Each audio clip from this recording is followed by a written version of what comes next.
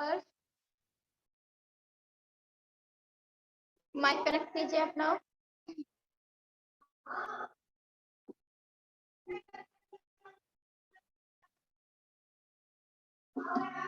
हर्ष आपका mic connect नहीं है।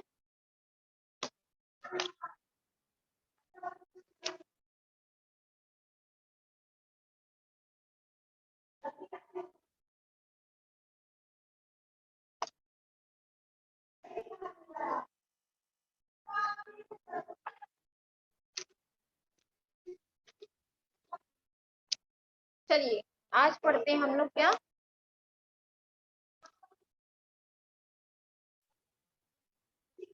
आपका चैप्टर है चैप्टर नंबर 7।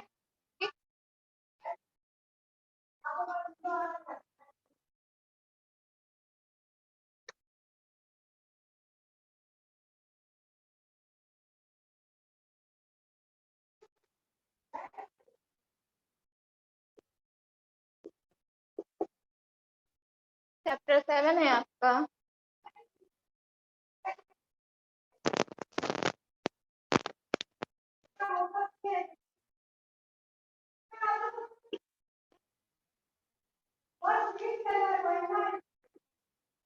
मेरे बचपन के दिन, ठीक, किसके द्वारा लिखी गई है? महादेवी वर्मा जी के बारे में। ठीक है, महादेवी वर्मा जी के बारे में मेरे बचपन के दिन में बताई है। ठीक है, इनके बारे में पढ़ते हैं, जो है इनका लेखिका परिचय।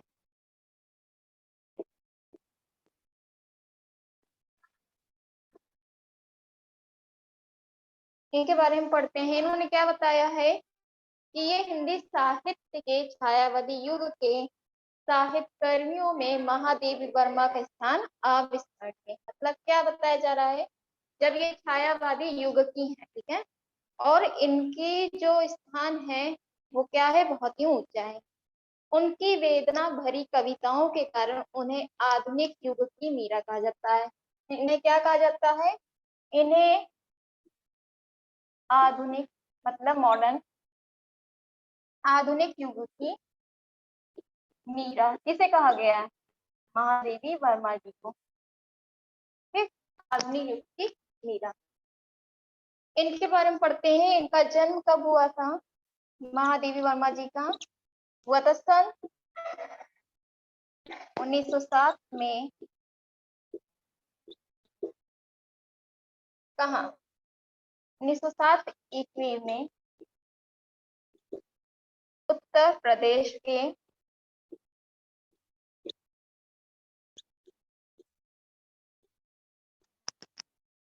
इनका जन्म हुआ था सन 1907 में उत्तर प्रदेश के फर्रुखाबाद, ठीक है, फर्रुखाबाद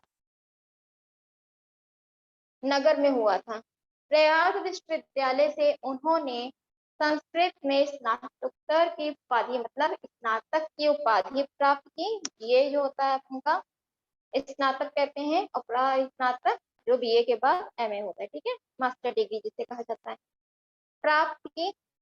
बाद में वे प्रयाग महिला विद्यापीठ की प्राचार्य नियुक्त हुई। कहाँ की प्राचार्य नियुक्त हुई?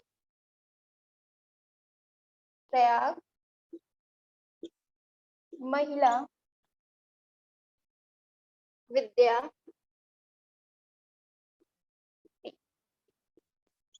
यहाँ की क्या हुई? प्राचार्य मतलब प्रिंसिपल नियुक्त की। प्राचार्य, ठीक है, प्राचार्य जेंट्स के लिए होता है और मेल के लिए और फीमेल के लिए प्राचार्य, ठीक है। उन्होंने बाद में वहीं पर कुलपति पद को भी सुशोभित किया। यहाँ पे इन्होंने क्या किया, प्लस इनका क्या पॉइंट था, प्राचार्य तो थी, ये क्या थी, और कुलपति भी नियुक्त की गई। कुलपति पद भी इन्होंने नियुक्त किया। महादेवी जी सन 1929 ईस्वी में बौद्ध धर्म में दीक्षा लेकर बौद्ध भिक्षुणी बनना चाहती थी। ये क्या थी? बौद्ध शिक्षा प्राप्त करके ये बौद्ध की भिक्षुणी बनना चाहती थी, किंतु गांधी जी के संपर्क में आने के बाद उनकी प्रेरणा से वे समाज सेवा के कार्य में लग गई। लेकिन क्या हुआ? ये तो बौद्ध धर्म को अपनाना चाह रही थी, लेकिन फिर उसके बाद क्या हुआ? ये गांधी जी के संपर्क में आई तो इन्हें समाज सेवा के लिए कार्य करना पड़ा। ठीक है, और उनके कार्य में ये लग गए। शिक्षा तथा साहित्य के क्षेत्र में उनकी सेवाएं अभूतपूर्व थी। मतलब जो इनका शिक्षा था और साहित्य का जो इनका क्षेत्र है, उनमें जो इन्होंने सेवाएं की वो क्या थी? अभूतपूर्व थी, जिसकी आशा हमें नहीं थी, वहां तक इन्होंने काम किया। सन 1956 ईस्वी में उन्होंने साहित्य अकादमी की स्थापना के प्रयास में अकस्मरणीय योगदान दिया। अब क्या था? सन कितने में? सन 1956, 1956 में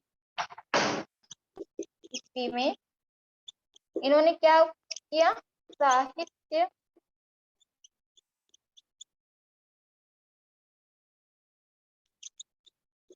अकादमी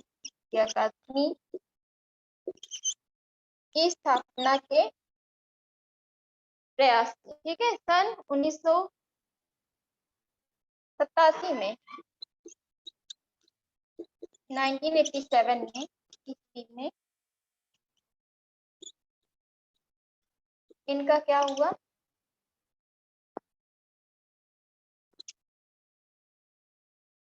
सन 1987 ईस्वी में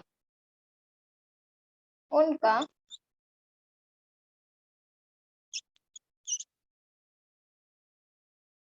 की मृत्यु हो गई। इनकी महादेवी जी की मृत्यु हो गई। ठीक, फिर उसके बाद क्या बताया जा रहा है? उपलब्धियां इन्होंने किसमें किसमें प्राप्त की? महादेवी वर्मा की विक्रम दिल्ली तथा कुमाऊं विश्वविद्यालय ने डी.लिट की मानद उपाधि से सम्मानित किया। भारत सरकार ने उन्हें पद्म भूषण से अलंकृत किया। उनके यामा काव्य के लिए उन्हें भारतीय ज्ञानपीठ पुरस्कार से सम्मानित किया गया।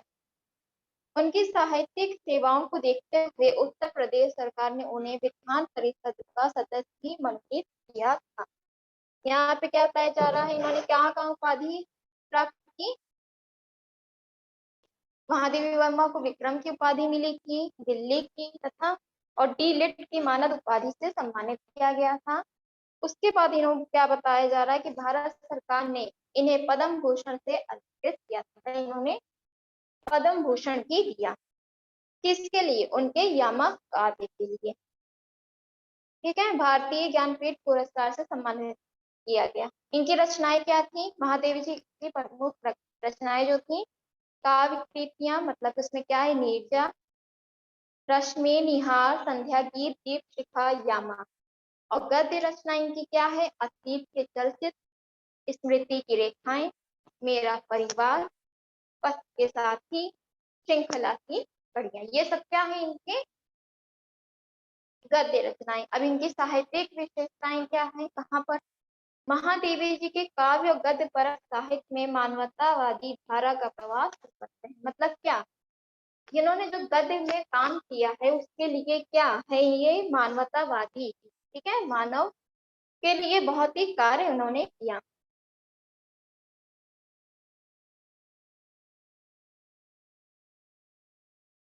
उसके बाद क्या बताया जा रहा है यहाँ पर? मानवतावादी धारा का प्रभाव है इनके जीवन में। करुणा व भावना की देवी थी, करुणा और भावना की देवी भी कहा जाता है इनको। उनके साहित्य में जहाँ दीनहीन मानवता का भावना में अंकन है, मतलब जहाँ पे दीनहीन की ये मानवता मतलब अपनी मदद करती है, उनकी सेवा करती हैं, वहीं पर क्या है? निरीह पशु पक्षियों के साथ मानवीय संबंधों की अभिव्यक्ति आप करती है। मतलब क्या है? ये पशु पक्षी से बहुत ही प्रेम करती थी। ठीक है, इनकी कई कहानियां थी जो छोटी क्लासेस में, जैसे गिल्लू है इनकी, गिलहरी की, गिलहरी के ऊपर था। और क्या है? नीलकंठ है जो मोर के ऊपर है। ठीक है, मोर मोरने के लिए है। तो ये क्या करती थी? इनका क्या था? चिड़ियाघर था जहाँ पे ये जानवरों को, पशु पक्षियों से प्रेम करती थी, उन्हें पालन करती थी। उसके बाद क्या बताया जा रहा है, रेखा चित्र में उनका गद्य कौशल देखते ही बनता है। उनके नीलकंठ मोर, गोरा गाय, सोना हिरनी आदि रेखा चित्र अपने में अनोखे हैं। उनका गद्य वैचारिक गंभीरता से युक्त है, फिर भी उसमें काव्य सा लालित्य पाएगा। इनकी भाषण शैली क्या है? महादेवी जी विदेशी लेखिका हैं।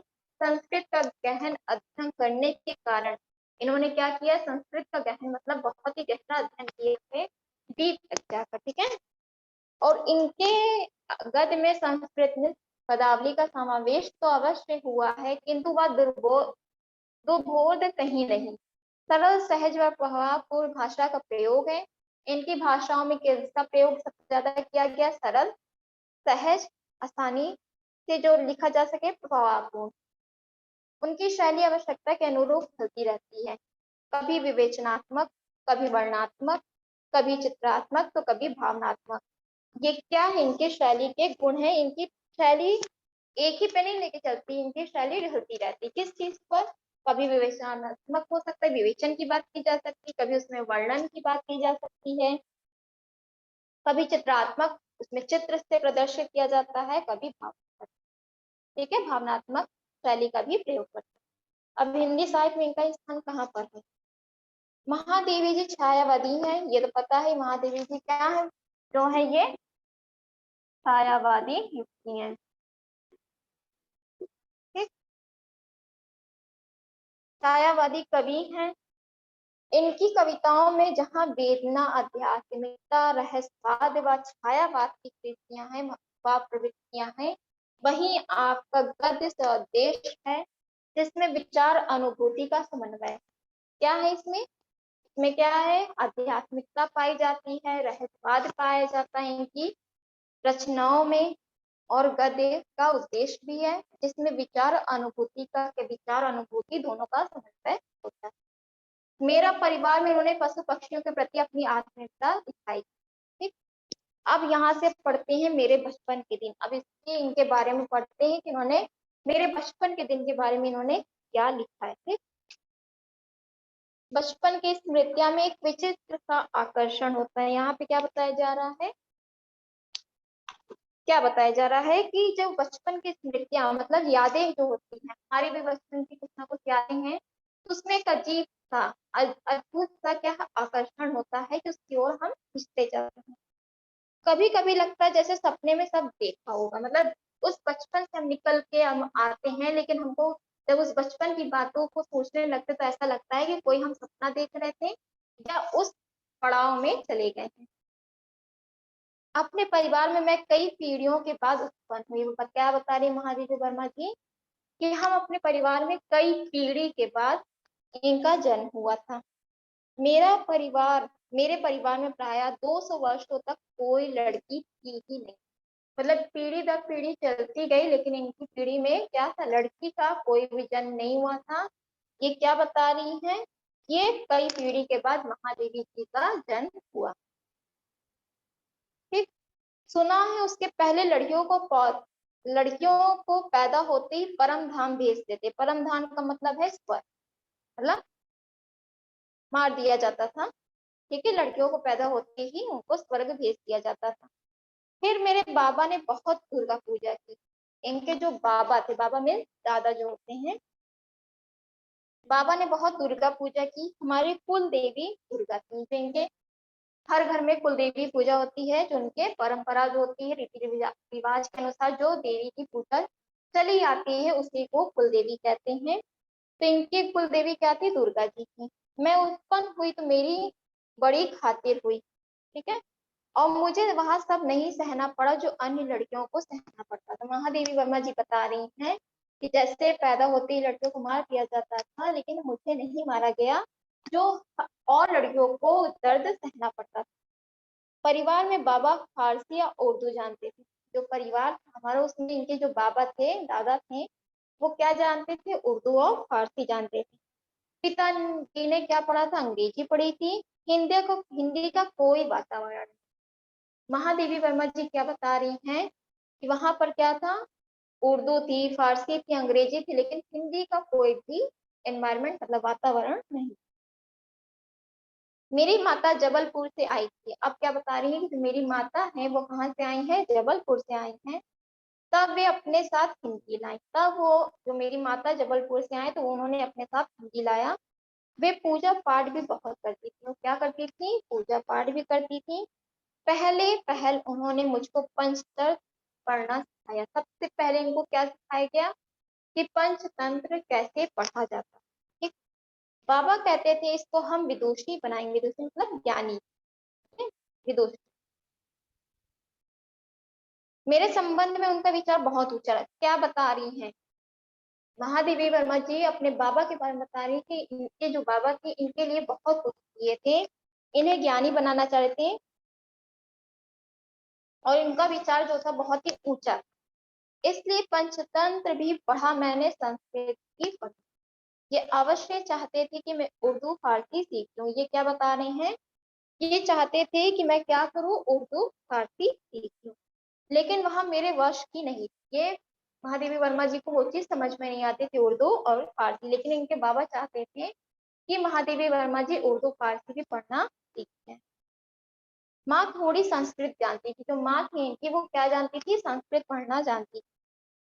गीता में उन्हें विशेष रुचि थी। गीता जो था, गीता जो है पुराण है, वो क्या है, उसमें बहुत ही रुचि थी। पूजा पाठ के समय मैं पूजा पाठ के समय में मैं बैठ जाती थी और संस्कृत सुनती रहती थी। उसके उपरांत उन्होंने मिशन स्कूल में रख दिया मुझको। इन्होंने जब पूजा पाठ इनकी माँ करती थी तो क्या करती थी, महादेवी वर्मा जी भी उनके साथ बैठ जाती थी और बैठकर क्या करती थी, संस्कृत सुनती थी। तो इसके माध्यम से क्या हुआ, उन्होंने फिर इसके बाद क्या हुआ, मिशन स्कूल में जो इनका क्या हुआ, एडमिशन करा दिया गया, उन्हें दाखिला दिया गया। मिशन स्कूल में वातावरण दूसरा था, प्रार्थना दूसरी थी, मेरा मन नहीं लगा। अब जहाँ पे ये संस्कृत हिंदी पढ़ी थी तो ये क्या था, जो दूसरा स्कूल था इनका, मिशन स्कूल था, वहां पे जो इनकी प्रार्थना प्रेयर जो होती थी वो दूसरी थी, जिसमें इनका मन नहीं लगता था। वहां जाना बंद कर दिया इन्होंने। क्या किया, वहां जाना बंद कर दिया। वहां गई, जाने में रोने धोने लगती थी। जब भी उनको स्कूल भेजा जाता था तो रोने लगती। तब उन्होंने मुझको प्रास्ताविक कॉलेज में भेजा, जहां मैं 5वें दर्जे में भर्ती हुई। यहाँ का वातावरण बहुत अच्छा था। क्या बता रही हैं, जो प्रोस्पेक्ट कॉलेज है वहां पे भेजा गया और वहां का वातावरण जो था इनको बहुत अच्छा लगा। हिंदू लड़कियां भी थी, ईसाई लड़कियां भी थी, हम लोगों का एक ही मेस था। उस मेस से प्याज तक नहीं बनता था। अब क्या बताया जा रहा है कि वहां पे हिंदू लड़कियां भी थी और ईसाई लड़कियां, क्रिश्चियन लड़कियां भी थी, और एक ही क्या था, मेस था जिसमें प्याज तक नहीं बनता था। वहां छात्रावास के हर कमरे में हर 4 छात्राएं रहती थी। मतलब जो छात्रावास था हर एक कमरे में 4 4 छात्राएं रह सकती थी। उनमें पहली उनमें पहली ही साथी सुभद्रा कुमारी मिली। साथी मतलब होता है साथी, ठीक है। 7वें दर्जे में वे मुझसे 2 साल सीनियर थी। वो बता रही, क्या बता रही है कि जो सुभद्रा कुमारी चौहान थी ये भी क्या है, एक लेखिका है, जो इनसे क्या थी, 2 साल की सीनियर थी। वे कविता लिखती थी और मैं भी बचपन से तुक मिलाती आई थी। वो क्या करती थी, जो सुभद्रा कुमारी चौहान थी वो कविता लिखती थी, और ये क्या करती थी, ये बचपन से ही क्या करती थी, उनके साथ मिलाती चली आ रही थी कविता। बचपन में मैं माँ लिखती थी, बचपन में माँ लिखती थी, पद भी गाती थी। इसी तरह जो कविताएं जो सुभद्रा कुमारी चौहान लिख रही हैं, महादेवी वर्मा जी बता रही हैं कि इसके पहले क्या था कि जो मेरी माँ थी वो भी इसी तरह लिखती थी। मीरा के पद विशेष रूप से गाती थी, सवेरे जागिए कृपा निधान पंछी बन बोले, यही सुना जाता था। प्रभाती गाती थी। प्रभाती मतलब जो सवेरे का गीत होता है और सवेरे गाया जाने वाला। शाम को मीरा का कोई पद गाती थी। सुन सुनकर मैंने भी ब्रज भाषा में लिखना आरंभ किया। यहाँ आकर देखा कि सुभद्रा कुमारी जो खड़ी बोली में लिखती थी, मैं भी वैसा ही लिखने लगी। अब क्या बता रही हैं महादेवी वर्मा जी, जिस तरह खड़ी बोली में सुभद्रा जी लिखती थी उसी तरह मैं भी लिखना प्रारंभ किया। लेकिन सुभद्रा जी बड़ी ही प्रतिष्ठित हो चुकी थी। प्रतिष्ठित मतलब सम्मानित हो चुकी थी। उनसे छिपा छिपा कर लिखती थी मैं। एक दिन उन्होंने कहा, महादेवी तुम कविता लिखती हो? इन्होंने क्या कहा, महादेवी वर्मा जी भी लिखती थी, लेकिन सुभद्रा कुमारी चौहान को ये बात नहीं पता थी। उनकी देखा देखी सिर्फ महादेवी वर्मा जी उनकी लिखती थी, लेकिन उन्हें ये नहीं पता था कि महादेवी वर्मा पहले से लिखती है। तो एक दिन पूछ लेती हैं कि महादेवी तुम क्या कविता लिखती हो? तो मैंने डर के मारे कहा नहीं। वो डर गई और कहीं नहीं। अंत में उन्होंने मेरे डेस्क की किताबों की तलाशी ली और बहुत सा निकल पड़ा उसमें से। और उन्होंने क्या किया, इन्होंने डर से कहा नहीं, लेकिन जब डेस्क से तलाशी ली गई तो उसमें से कविता ढेर सारी निकली और फिर इनकी चोरी पकड़ी गई। तब से तब जैसे किसी अपराधी को पकड़ते हैं, ऐसे उन्होंने एक हाथ में कागज लिए और एक हाथ में मुझको पकड़ा और पूरे हॉस्टल में दिखाई आई कि ये कविता लिखती है। तो क्या बता रही हैं कि एक हाथ में कागज को लिया और एक हाथ में हमको पकड़ा, ऐसे लग रहा है जैसे कुछ अपराध किया हो मैंने, और पूरे हॉस्टल में क्या दिखाई कि ये कविता लिखती है। फिर हम दोनों की मित्रता हो गई। अब क्या हो गई, हम दोनों की दोस्ती हो गई। प्रोस्पेक्ट में एक पेड़ की डाल नीचे थी, उस डाल पे हम लोग बैठ जाते थे। मतलब एक डाल थी, ऊंची ऊंची डाल होती, लेकिन एक डाल थी वो जो नीचे टाइप की थी, उस पर हम लोग बैठ जाते थे। जब और लड़कियां खेलती थी तब हम लोग क्या करते थे, तुक मिलाते थे, मतलब एक साथ कविता लिखते थे, बोलते थे। उस समय एक पत्रिका निकली थी, स्त्री दर्पण, उसी में भेज देते थे। अपनी तुकबंदी छप भी जाती थी, जो ये लिखती थी ये सब इनकी मैगजीन में छप भी जाती थी। फिर यहाँ कवि सम्मेलन होने लगे तो हम लोग भी उनमें जाने लगे। जब कवि सम्मेलन होने लगा तो दोनों लोग, दोनों कौन, सुभद्रा कुमारी चौहान और महादेवी वर्मा जी जाने लगे। हिंदी का उस समय प्रचार प्रसार था। उस टाइम क्या था, हिंदी का काफी प्रचार प्रसार हुआ करता था। मैं सन 1917 में यहाँ आई थी, सन 1917 में यहाँ पर आई थी।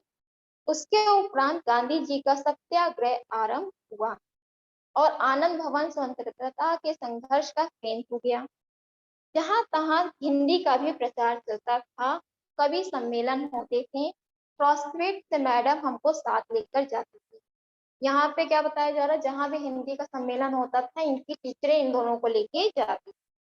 जब हम कविता जब हम कविता सुनाते थे, कभी हरिऔध जी अध्यक्ष होते थे, तो कभी श्रीधर पाठक होते थे, ये सब क्या थे, इनके अध्यक्ष होते थे। इनकी अध्यक्षता में ही ये कविता सुनाती थी। कभी रत्नाकर जी होते थे तो कभी कोई होता था। कब हमारा नाम पुकारा जाए बेचैनी से सुनते रहते थे। मतलब वहां कवि सम्मेलन में बैठते थे ये लोग और सोचते थे कब मेरा नाम आएगा और हम अपनी कविता गाएंगे। मुझको प्राय प्रथम पुरस्कार मिला, महादेवी वर्मा जी बता रही हैं, मुझको प्रथम फर्स्ट प्राइज मिली। 100 से कम पदक नहीं मिले होंगे। उसमें क्या थे, 100 से कम पदक नहीं, मतलब तांबे और रंगे के मेल से बनी एक मिश्र धातु को हम पदक कहते हैं। 100 से कम नहीं थे। एक बार की घटना याद आती है। अब क्या बता रही है कि एक बार की घटना है जो याद आती है कि एक कविता पर मुझे चांदी का एक कटोरा मिला था। ये क्या बता रही सुभद्रा कुमारी चौहान को कि बचपन के दिन की एक बात याद कर रही कि जब मैंने एक कविता सुनाया था तो मुझे एक कटोरा मिला था। ठीक है, बड़ा नकाशीदार, सुंदर, नकाशीदार मतलब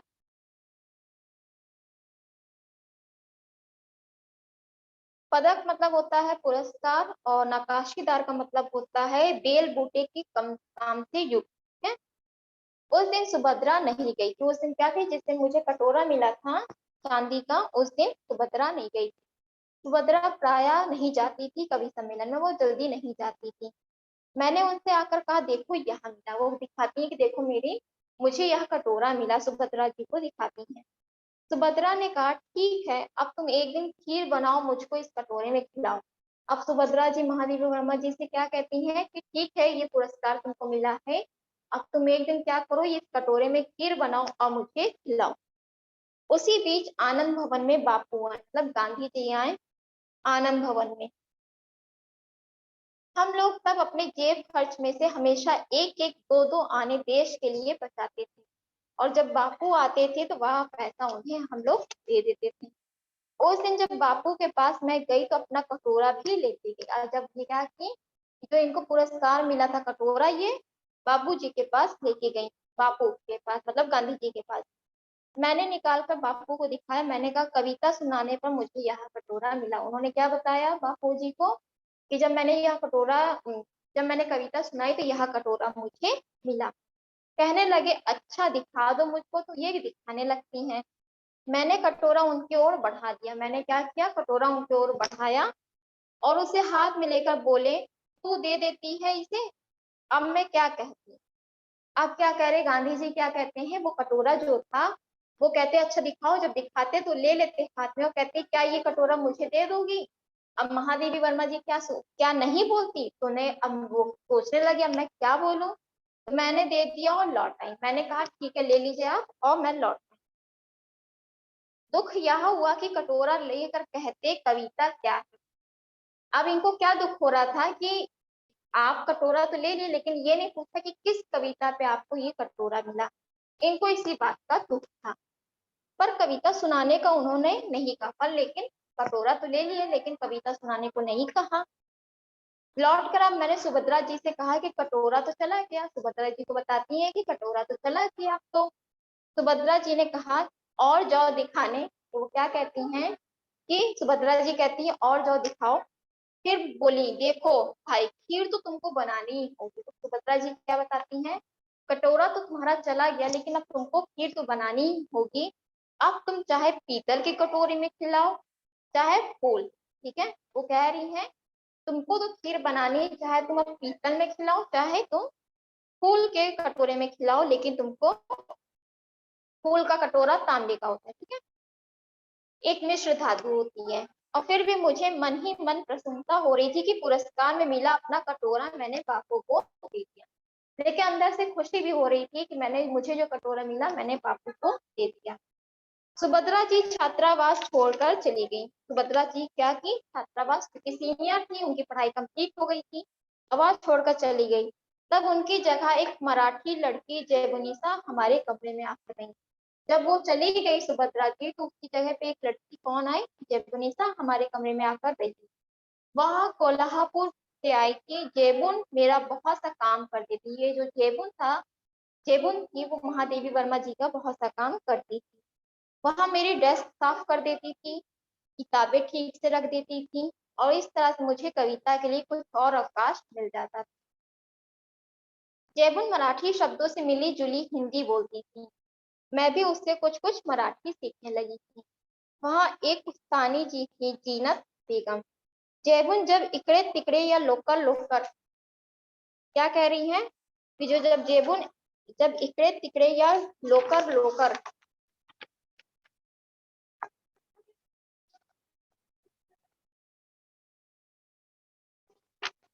लोकल लोकल मराठी शब्दों को मिलाकर कुछ कहती थी तो उस्तानी जी से टोके बिना ना रह जाता था।